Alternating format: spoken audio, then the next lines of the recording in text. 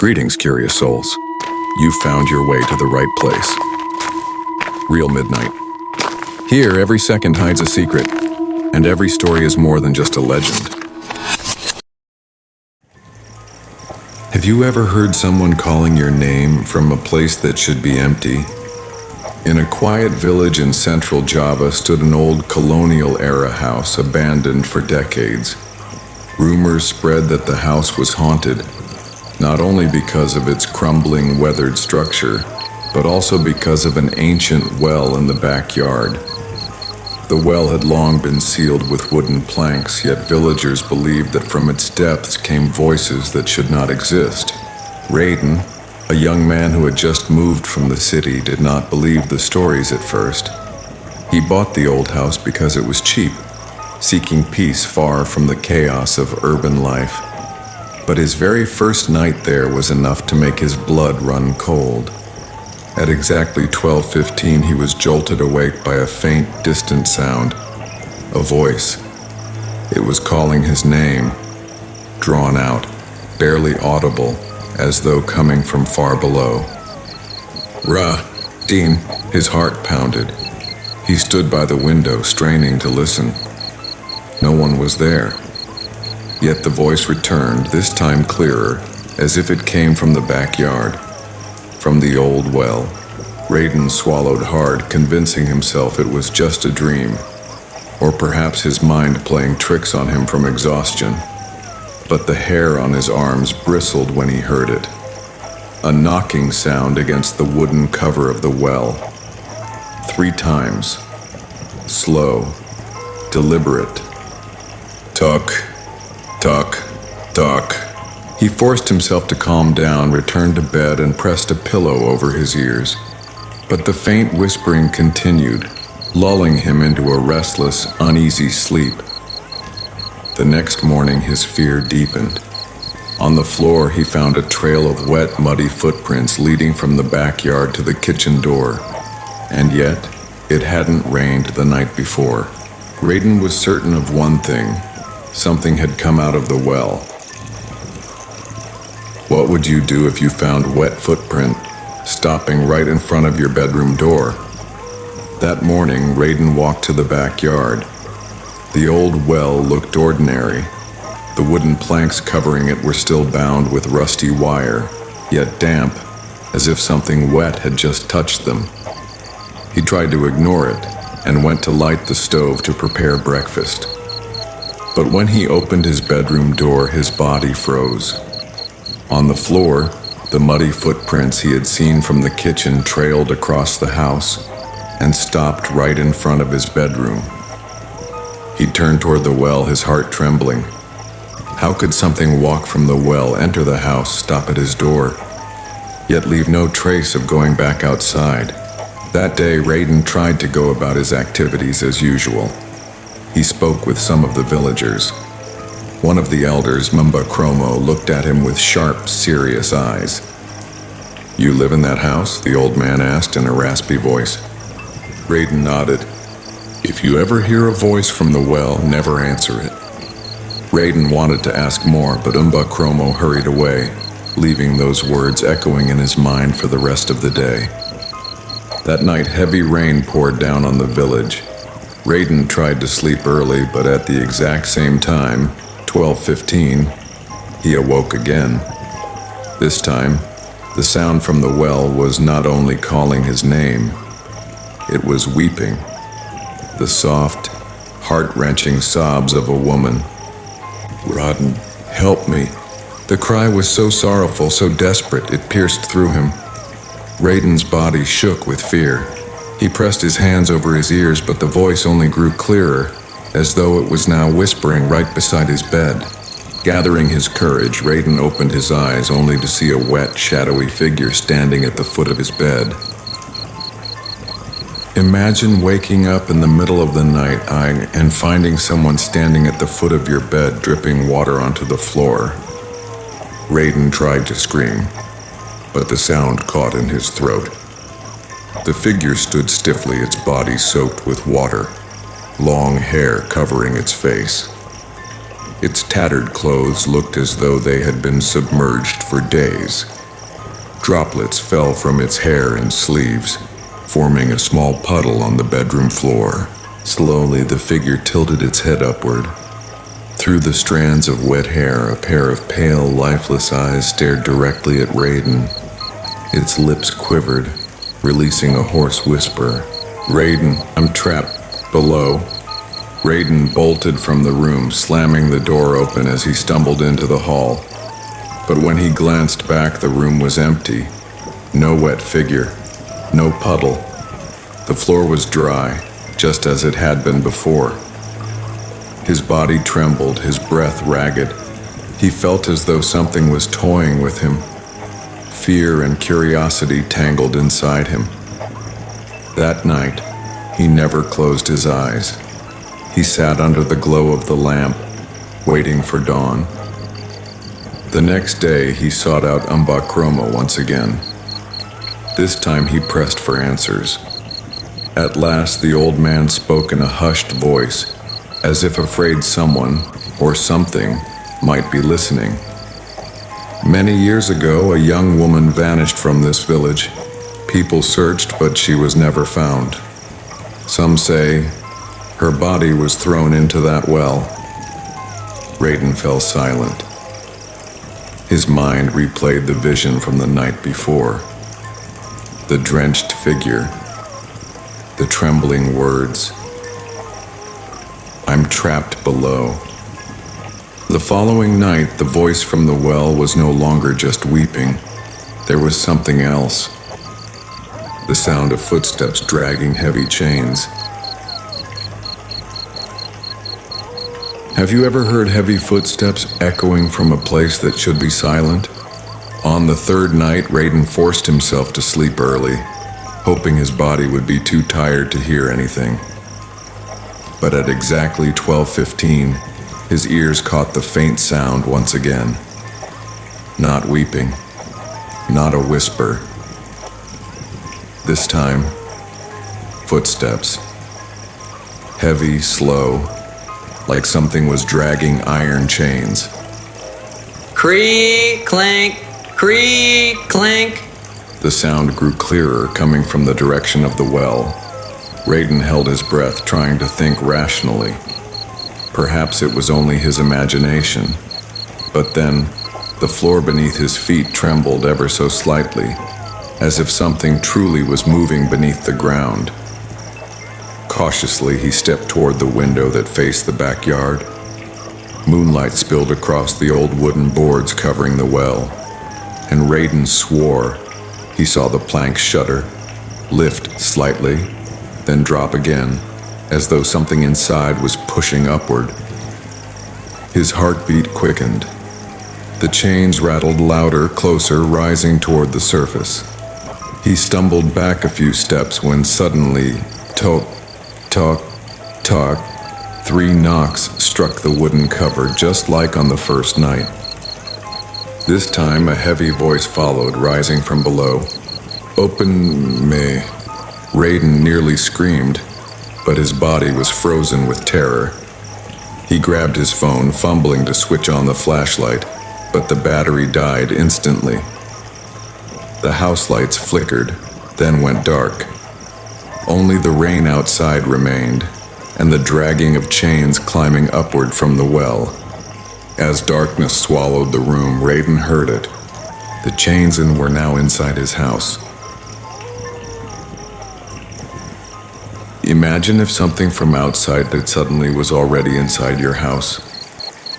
Pitch black. Raden stood in the middle of his room, breath quick and shallow. He was certain now. The sound of chains was no longer at the well, but inside the house. From the direction of the living room came the dragging of something heavy across the floor. Creak, clank, creak, clank. Slowly, he opened his bedroom door, peering into the dark hallway. His heart nearly burst when he saw a long shadow move at the far end. The shadow was dripping water. Suddenly, tuck, tuck, tuck. Knock, locks rattled against his bedroom door, but he was already standing at the doorway. His body froze. The knocking grew louder, turning into violent pounding. Thud, thud, thud.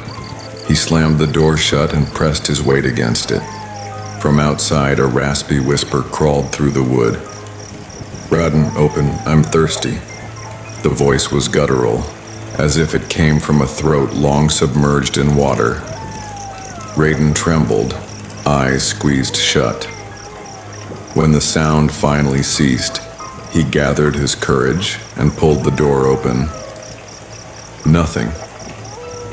The hallway stretched empty in darkness. No one there. But on the floor, wet footprints marked strange patterns curling and circling, as if someone had been pacing around his room all night. As he bent down to study the trail, a sound rose behind him, the rattle of chains right at his back. What would it feel like to know something is watching you in the dark, so close yet never fully seen? Raden turned his head slowly. At the end of the hallway, two pale eyes gleamed faintly, staring at him through the darkness. The drenched figure stood rigid, chains coiling around its arms, some dragging across the floor. Water dripped steadily, soaking the carpet, filling the air with a sharp, damp stench. The figure raised its hand, chains clattering, and pointed straight at Raden. A hoarse voice spilled from its mouth. Go down into the well. Raden ran, lighting a small match he found on the table. The thin flame revealed an empty hallway. The figure was gone. Only puddles of water remained. His fear shifted into an unbearable curiosity. He knew if he stayed silent, the figure would return every night.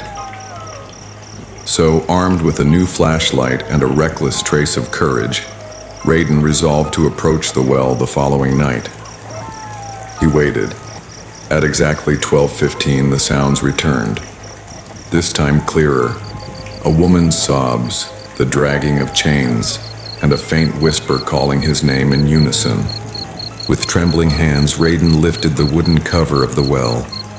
A rush of cold air and a rancid stench escaped upward. From the abyss of darkness, a pair of pale eyes glowed, staring straight at him. From the depths came a voice clear and sharp. If you do not help me, you will replace me. What happens when a voice doesn't just call you, but forces you to obey? The next night, Raden sat at the edge of the well. His hands trembled as he clutched the flashlight. The wooden cover already slid halfway aside.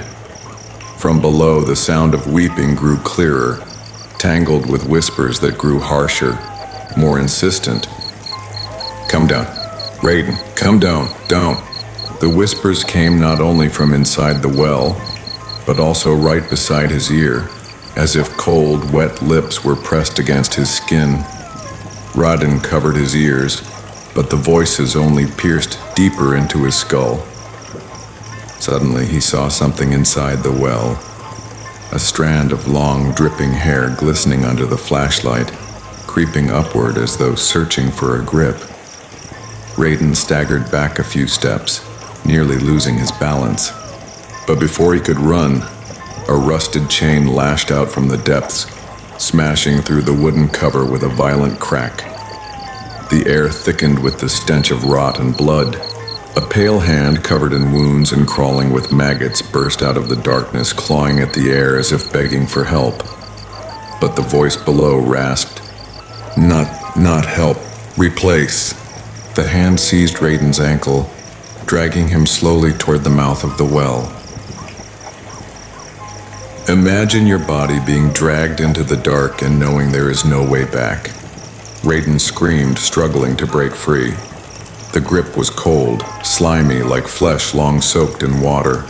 The rusted chain coiled around his leg, tightening its pull. In panic, he kicked hard, managing to break free for a moment. But the chain moved as if alive, wrapping around him again, dragging him until his knees hovered over the mouth of the well. His breath came in gasps, his eyes darting desperately for something to hold on to. He grabbed an old brick by the side of the well and struck the chain with all his strength. Once, twice, until the coil loosened. Raden was thrown to the ground, his body smeared with mud and blood from the metal's cuts. But when he looked into the well, his eyes widened in horror. A long-haired woman, half her face destroyed, slowly rose from the darkness. Black water dripped from her hollow eyes. From her torn mouth came a whisper. "You have been chosen. You cannot escape." Suddenly all sound ceased. The night turned silent. Yet from behind Raden came the rattle of chains, and right at his back. Have you ever felt that the place you live hides a dark secret that has never been revealed? Raden turned. There it was, the figure standing tall, chains wrapped around its body, drops of water forming a trail back to the well. But this time, its face was clear. Not just a victim, but a being filled with vengeance. In a faint voice it whispered, "I am not a ghost. I am the one buried alive in this well." Raden froze. His breath caught. The figure continued. "Decades ago I was trapped, drowned, chained so I could never rise again. And every 12:15 I searched for a replacement." Raden's blood turned cold. He realized the voices he had heard were not cries for help but a trap. The figure wanted to drag him into the well, to be imprisoned like the others before. Yet in the midst of his terror, Raden sensed something else. A softer, different voice. Faint, drifting up from the depths of the well. "Help me. Don't believe. He is not what he seems." Now Raden stood at a crossroads, to help the faint voice from below or to run from the chained figure looming before him. If you had to choose between saving or becoming the replacement, what would you do? Raden stood at the edge of the well, his body trembling, his mind in chaos. The chained figure stared at him with hollow eyes, while the faint voice from below kept pleading. He knew one of them was lying, and one was truly the victim. But the night was growing deeper, and the pull of the chains grew stronger. He realized if he chose wrong, his life would end that very night. With the last of his strength, Raden took out his final match and struck it. The tiny flame was enough to reveal the bottom of the well. For a moment he saw the pale face of a woman, different from the chained figure. Her face was streaked with tears, her eyes filled with desperate hope. Without hesitation, Raden threw his flashlight into the well, trying to illuminate her. But as the light hit, that weeping face shifted into a wide grin crawling with maggots. Behind him, the chained figure screamed, "You fool, you chose wrong." The water of the well churned violently, and rotten hands emerged, clutching Raden's body, dragging him down. He screamed with all his might, but his voice was swallowed by the black water. From that night on, Raden's house stood empty. Only the old well remained, covered hastily.